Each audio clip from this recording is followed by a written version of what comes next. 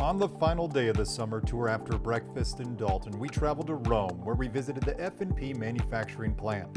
Georgia Tech President Angel Cabrera toured the facility that makes parts for Nissan and Honda automobiles.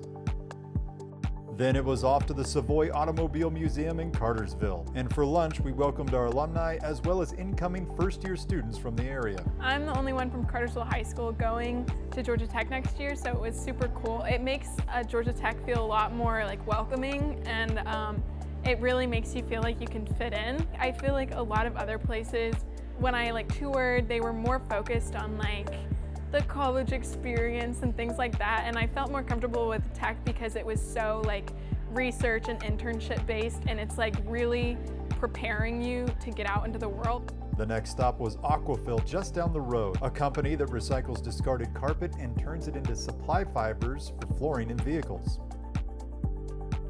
The summer tour wrapped up close to home when more than 400 members of the Georgia Tech community gathered for a meet and greet with Dr. Cabrera at the Battery in Cobb County. Well, first thing I noticed, I talked to a lot of engineers. I thought it was gonna be all nerds, I guess, but it's actually real human connections. I think it's very powerful that they're so committed to their students that they'll go travel places just to meet everyone and take their time out their day.